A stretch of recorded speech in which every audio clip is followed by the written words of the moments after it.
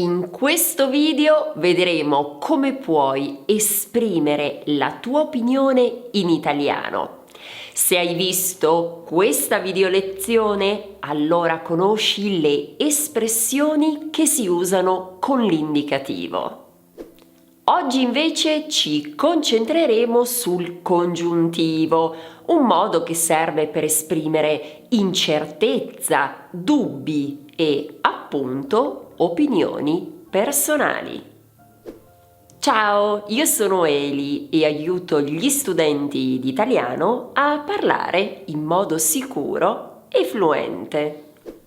Oltre il 65% di chi guarda questo canale non è iscritto. Io vorrei abbassare questa percentuale al 50% e per farlo avrei bisogno del tuo aiuto. Se pensi che i miei contenuti siano utili, ti chiedo di iscriverti perché l'iscrizione al canale fa davvero la differenza. Ti ringrazio ed ora andiamo avanti. Cominciamo dalle espressioni che servono per indicare opinioni personali, soggettive quindi. La prima, che immagino tu conosca, è penso che. Penso che sia una buona idea. Simile a penso che è anche trovo che serve sempre per esprimere un punto di vista personale. Trovo che questa pizza sia deliziosa. Poi c'è credo che. Credo che tu abbia ragione. Immagino che serve per introdurre un'ipotesi, un qualcosa che il parlante considera sia probabile. Immagino che lui ce l'abbia fatta a superare l'esame. In quest'ultima frase abbiamo usato il verbo farcela, che a volte non è immediatamente comprensibile. Farcela è un verbo particolare, è un verbo pronominale e significa to manage, to make it.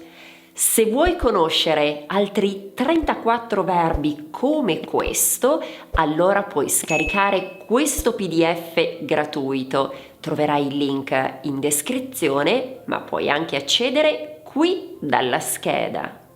Se vogliamo esprimere un forte dubbio, possiamo dire dubito che.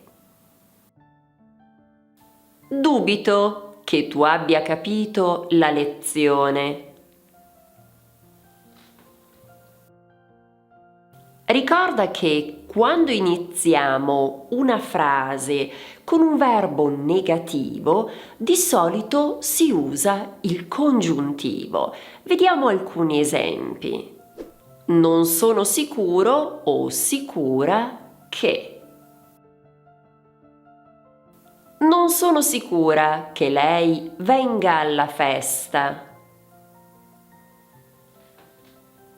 Non credo che.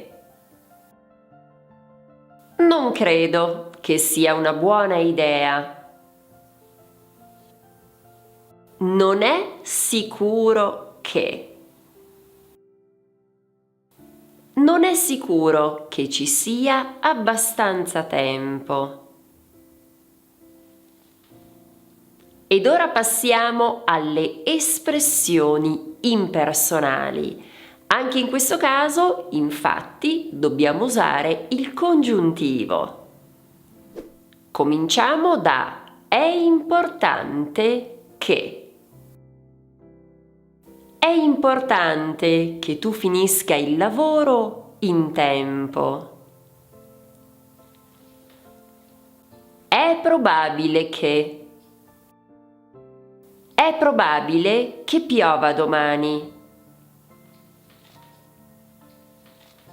Per introdurre il concetto di necessità possiamo dire bisogna che. Bisogna che qualcuno prepari la cena. Ed ora tocca a te. Ti chiedo di scrivere una frase con una di queste espressioni qui sotto nei commenti. E se sei arrivato o arrivata fino a qui, ti chiedo di scrivere alieno qui sotto. Sì, nei commenti. Oggi abbiamo visto quando usare il congiuntivo per esprimere la propria opinione, perché infatti a volte si usa l'indicativo e a volte il congiuntivo, e questo indubbiamente non è un tema semplice. Ecco perché, per verificare se è tutto chiaro e per vedere se effettivamente sai quando usare l'indicativo e quando il congiuntivo, ho un bellissimo test per te. Quindi il prossimo passo è quello di cliccare qui.